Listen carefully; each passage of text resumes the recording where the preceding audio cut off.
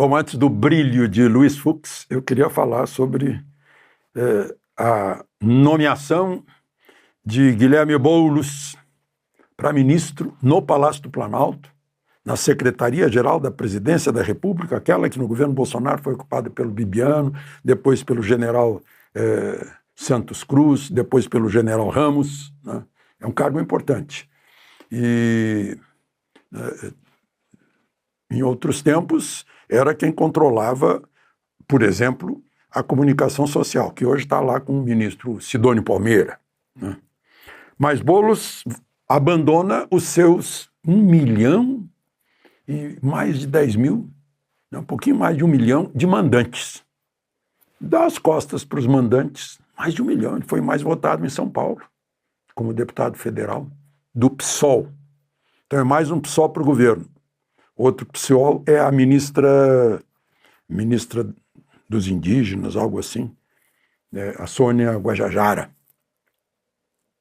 E ele até já embarcou com Lula para a Indonésia, já saiu para a Indonésia hoje, depois de Jakarta vai para Kuala Lumpur, na Malásia, vai ter uma reunião anual dos países, são 11 países, do leste asiático, e Lula foi convidado pelo anfitrião, que é o primeiro-ministro da Malásia, e já levou Boulos com ele nessa viagem.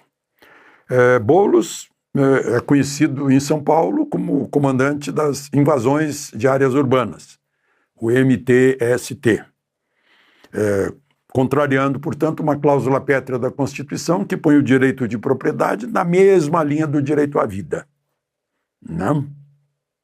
Depois eu vou falar sobre o direito à vida e a reação da CNN ao veto pelo aborto de Barroso, o último voto de Barroso. Mas voltemos ao Boulos.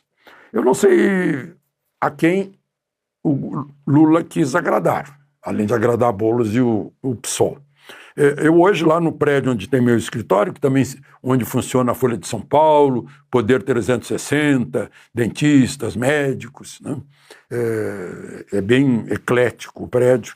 Eu entrei no elevador, que eu fico no último andar, e ia parando em cada andar e ia entrando gente no elevador, né? Daria para fazer uma pesquisa. Teve 100% de, digamos, horror com a nomeação de Boulos. Então, onde é que vamos parar? Agora chamando esquerda radical, extrema esquerda, para o governo, né? E Boulos fala em botar o governo na rua, mobilizar o povo. Eu já ouvi essa conversa e em 1963, 1964 não acabou bem, mas enfim, está se preparando para a eleição, tanto que Boulos teve que se comprometer a não ser candidato de novo. O que ele faz muito bem, porque depois de dar as costas para os seus próprios eleitores, que o indicaram para ser representante na Câmara, né? Enfim, está lá, certamente desagradou Trump, né? Trump foi informado, olha, tem mais um integrante agora da esquerda radical no governo e no próprio Palácio Presidencial. Bom, está lá ele com a Gleisi, né? A Gleisi é ministra da política, lá no Palácio do Planalto, né? Bom, mas saindo de Boulos, né? Teve votação hoje, já está decidido, foram condenados os 7 réus, 6 militares do Exército e um integrante da Polícia Federal, como desinformação com vistas ao golpe. Aí o relator, como sempre, é Moraes, né? Votou Zanin, condenando, claro, e o terceiro votante, Fux, Luiz Fux, né? Eu anotei aqui mais um voto brilhante, uma lição de democracia, de direito de um juiz de carreira, né? Ele absolveu os 7, né, da tentativa de golpe e confessou que cometeu injustiças ao condenar outros do 8 de janeiro. E ele argumenta que o tempo e a consciência não permitem sustentar os mesmos votos após examinar os fatos com serenidade. É o que o juiz deve fazer sempre, sem pressa, sem raiva, sem vingança, né? e à luz das garantias constitucionais, porque as garantias constitucionais foram deixadas de lado, né? Ficou o ônus da prova, ficou da prova de culpa, não ficou para o Estado, ficou para o réu, né? Para o investigado, foi tudo ao contrário, né? Não houve juiz natural, né? Essas coisas. Aí ele disse, veja só, o sofrimento dos que esperam justiça não pode ser em vão. Não há demérito maior do que o juiz pactuar com o próprio equívoco. Ou seja, com isso foi uma forma gentil e que ele exortou seus pares da primeira turma a reconhecerem a injustiça que estão fazendo e a julgar com serenidade à luz das garantias constitucionais. Eu vi pelo relato, tem uma agência de notícia, talvez a maior de todas, que chama o julgamento de análise, né? Que a primeira turma estava analisando. Não, análise é no laboratório de análise, analisa a urina, sangue, né? Lá julga, o Supremo julga, a Justiça julga, né? Eu não sei, claro que não preciso ensinar isso na faculdade de jornalismo, mas enfim. Ele foi uma forma de dizer, e olhem só, ele fez tudo isso hoje, e depois pediu para ir para a vaga do Barroso na segunda turma, nem ficar mais lá. Né? Porque ele certamente ficou incomodado, porque os outros, segundo o relato das agências de notícia, ficavam mexendo no celular, escrevendo, para fingir que não estavam ouvindo o voto dele. Aí ele concentrou num ato de contrição e exortação ao arrependimento e à volta aos quadros constitucionais vigentes. Aí eu tive que copiar aqui para manter literal. Fala, voto de Fux. Há mais coragem em ser justo parecendo ser injusto do que ser injusto para salvaguardar as aparências da justiça. Ele abriu mão das aparências. Essa é a coragem que eu invoco, está invocando os outros, invocando a coragem dele. Ao reconhecer que meu entendimento anterior, julgamos muitos casos, embora amparado pela lógica da urgência, será que era lógica mesmo? Incorreu em injustiças que o tempo e a consciência já não me permitiam sustentar.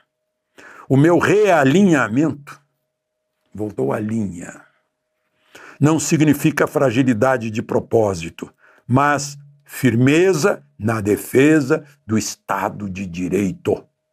Estado de Direito foi o assunto de Rubio para Mauro Vieira, lá na Casa Branca. Mauro Vieira falou isso para Lula no Alvorada. No dia seguinte, Lula vestiu a camisa vermelha, né, seguindo o modelito Maduro, e fez aquela fala lá em São Bernardo do Campo, e de chapéu, em área fechada. Todos nós sabemos que a gente tira o chapéu em sinal de respeito, né? A gente não usa chapéu à mesa em sinal de respeito. A gente entra na casa alheia e tira o chapéu, né? A gente eu entro no shopping, eu uso chapéu. Aqui em Brasília é um sol muito forte. Entro num shopping, tiro o chapéu. Ele estava de chapéu perante a plateia. Bom, mas enfim, só um problema de cerimonial dele lá. Voltemos ao Fux, né? O senso de humanidade, com o passar do tempo, amadurece o senso de humanidade e a coragem de reexaminar nossos próprios vereditos. Em momento de comoção nacional, a justiça busca oferecer uma resposta rápida. Aí a justificativa da tal urgência, que pare a instabilidade político-social. Mas a precipitação se disfarça de prudência. E o rigor que se confunde com firmeza. Uma coisa é firmeza, outra coisa é exagerar a firmeza. É a força que vai para a violência. Mas o tempo, este árbitro silencioso e implacável, tem o dom de dissipar as brumas da paixão, revelar os contornos mais íntimos da verdade e expor os pontos que, conquanto movidas pelas melhores intenções, redundaram em injustiça, a meu modo de ver, disse o ministro Luiz Fux. Depois dele, Carmen Lúcia votou pela condenação. Não sei como é o regimento, ele pediu para ir para a segunda turma, né? Se ele continuará votando ainda na primeira, nesse caso, ou não, ainda não sei. Mas foi um grande dia de respeito ao direito, à democracia e à justiça, nas palavras de um juiz de carreira, Luiz Fux. De Brasília, Alexandre Garcia.